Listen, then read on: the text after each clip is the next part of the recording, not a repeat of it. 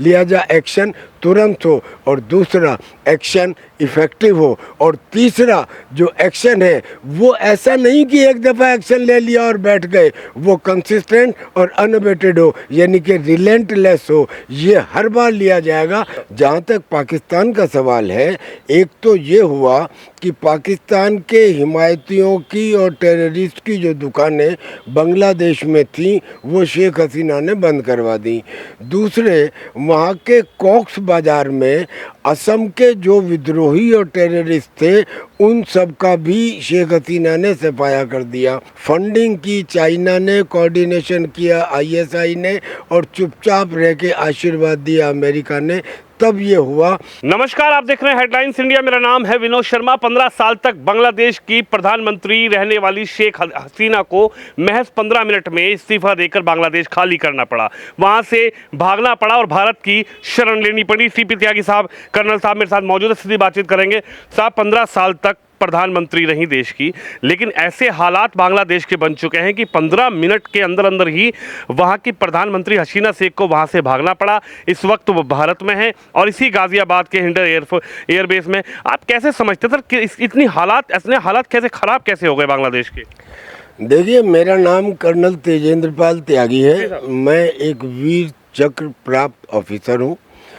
मैं ये जानता हूँ कि ये जो स्टूडेंट का अनरेस्ट दिखाया गया और बताया गया दुनिया को कि स्टूडेंट्स ने प्राइम मिनिस्टर के घर के ऊपर कब्जा कर लिया, पार्लियामेंट में घुस गए, ऐसी स्थिति बना दी कि आर्मी भी कुछ नहीं कर पाई और शेख हसीना को वहाँ से भागना पड़ा, इस्तीफ़ा देना पड़ा। दरअसल में ऐसा है नहीं। असलियत में इसकी प्लानिंग एक लंबे समय से चल रही थी और इसकी प्लानिंग में जिम्मेदार जो हैं वो पाकिस्तान और चाइना हैं, जिनका एक्टिव कन्नाइवेंस है, और इसमें अमेरिका का भी टैसिट अप्रूवल है। मैं बताता हूँ कैसे। जहाँ तक पाकिस्तान का सवाल है, एक तो ये हुआ कि पाकिस्तान के हिमायतियों की और टेररिस्ट की जो दुकानें बांग्लादेश में थी वो शेख हसीना ने बंद करवा दी। दूसरे, वहाँ के कॉक्स बाज़ार में असम के जो विद्रोही और टेररिस्ट थे उन सब का भी शेख हसीना ने सफाया कर दिया।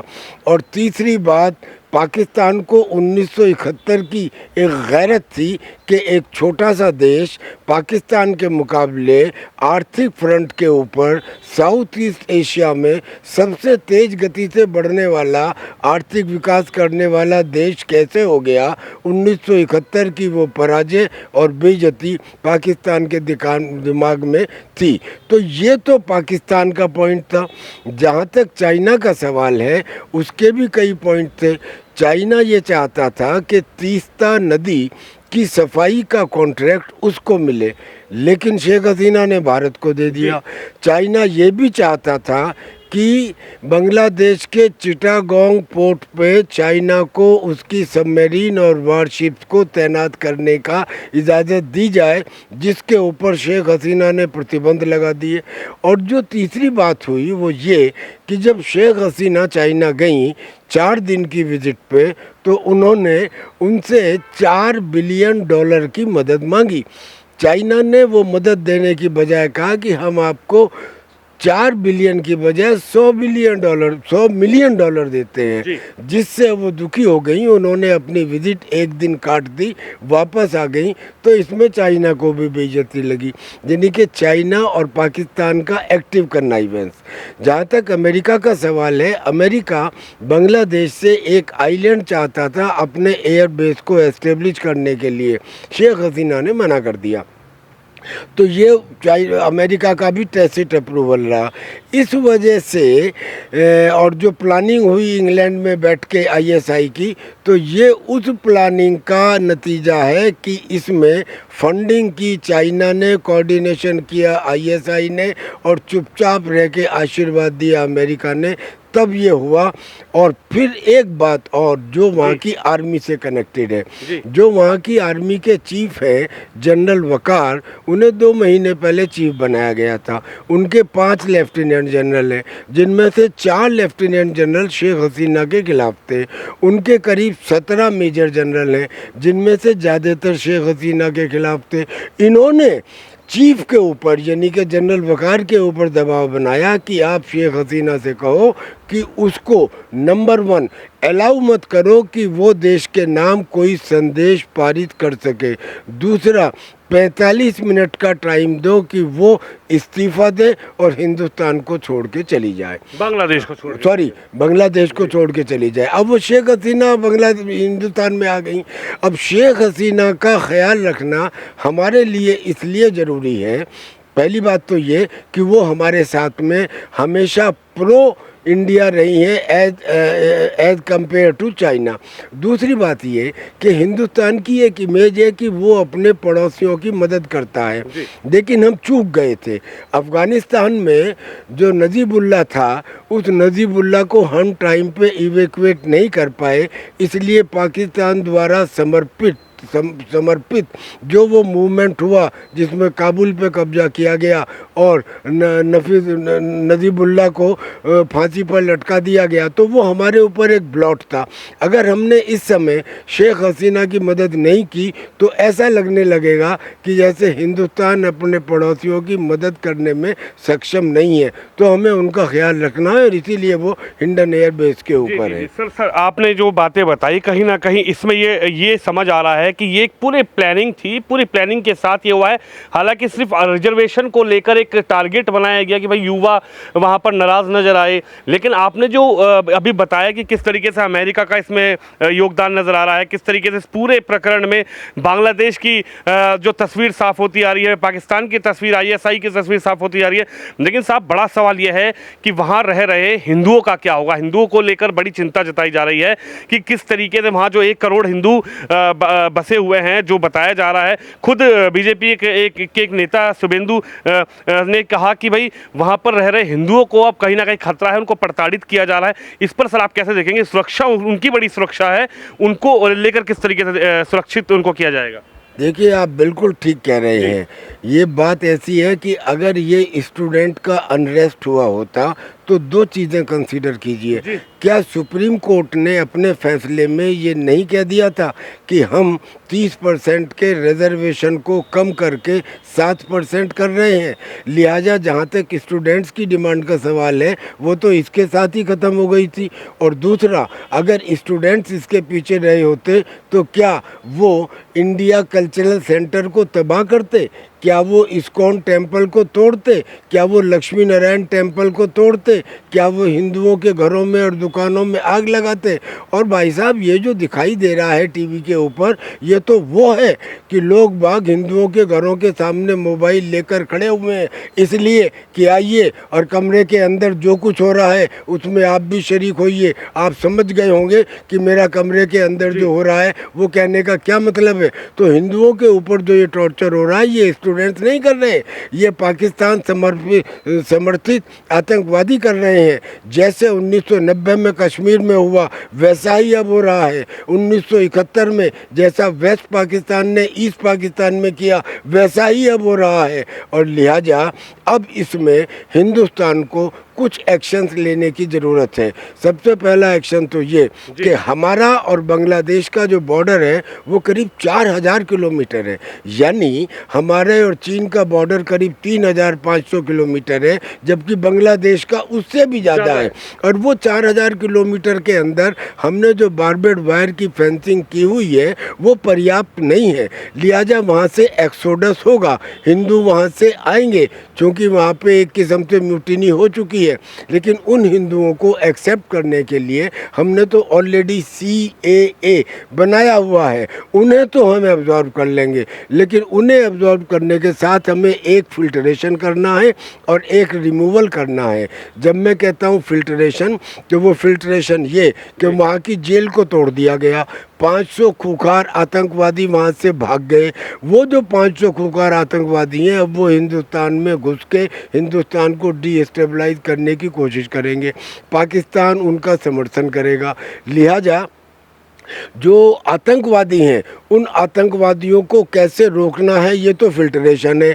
और जो रिमूवल है वो ये कि जब हम हिंदुओं को सीएए के अंतर्गत हिंदुस्तान में लेते हैं, उन्हें नागरिकता देते हैं, तो यहाँ जो अनाधिकृत रोहिंग्या बसे हुए हैं, जो बांग्लादेशी मुसलमान बसे हुए हैं, उनको हमें देर सबेर फेजेस के अंदर उनको बाहर निकालना होगा। और ये दोनों काम करने के लिए अब हमको सख्त होना होगा। एक बड़ी चुनौती साहब, बड़ी चुनौती देख रहे हैं क्या इसको? सीमा सुरक्षा, आपने कहा कि 4000 किलोमीटर तक बॉर्डर बसा हुआ है।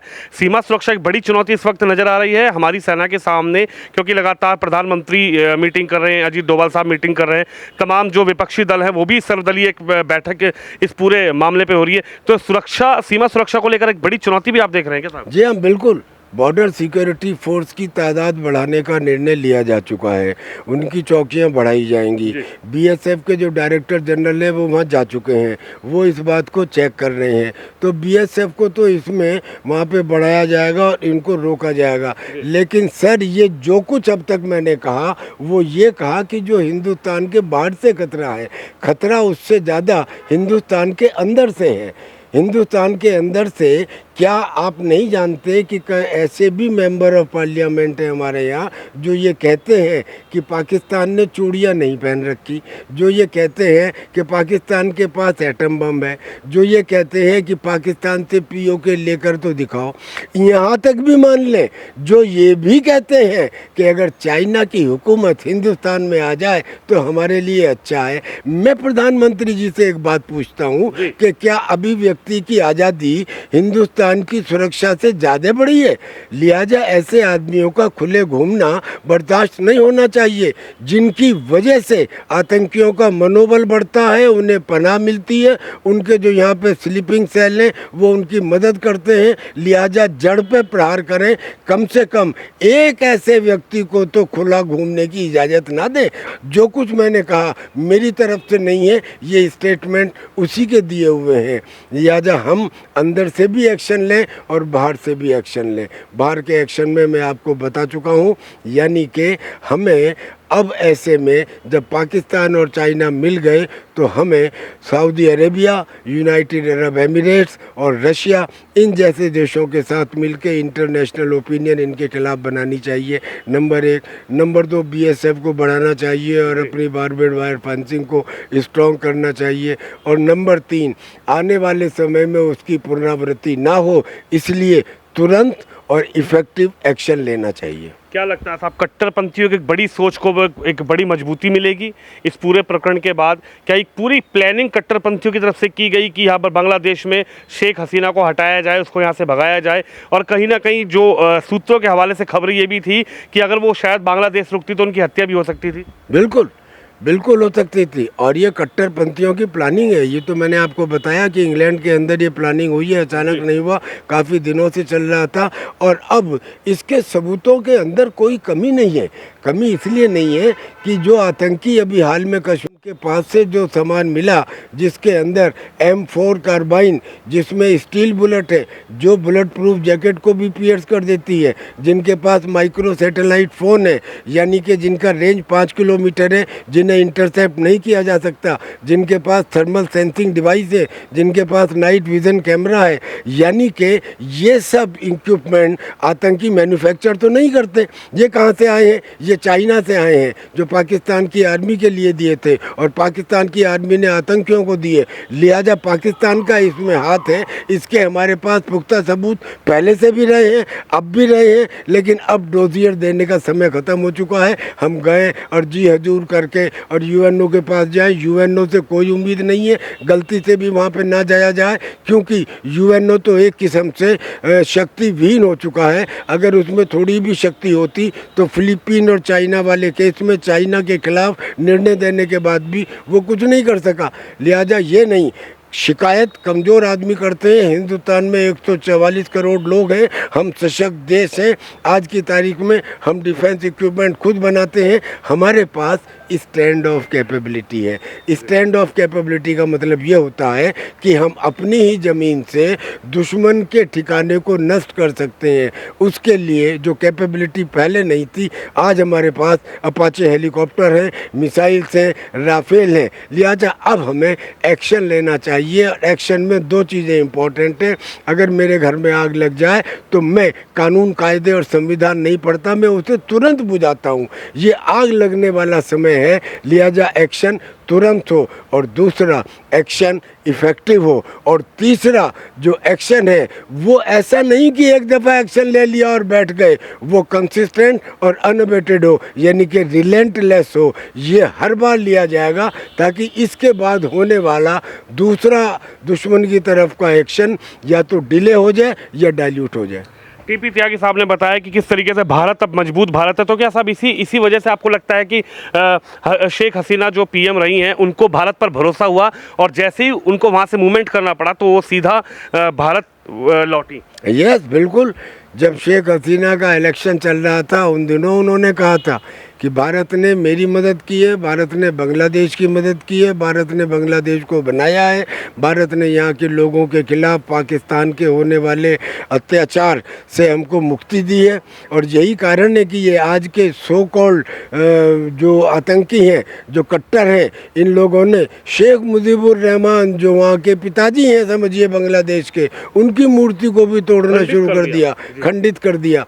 तो ये भारत में शेख हसीना का विश्वास है कि वो सबसे पहले भारत आई। और जहाँ तक उनके असाइलम की बात है, इंग्लैंड के अंदर भी मिल जाएगी। अगर नहीं भी मिलती है तो ये जो लिबरल डेमोक्रेसीज़ हैं, ये जब ये रेडिकल मुसलमानों को भी अपनी नागरिकता दे देती हैं तो ऐसे में बांग्लादेश की प्राइम मिनिस्टर को, एक्स प्राइम मिनिस्टर को तो वहाँ रखने के लिए तैयार हो जाएंगी। तो लिहाजा उनकी असाइलम कोई बड़ी चीज़ नहीं है, ये उनको किसी न किसी देश में मिल जाएगी। ना भी मिली तो भारत उनको सुरक्षित रखने के लिए कैपेबल है।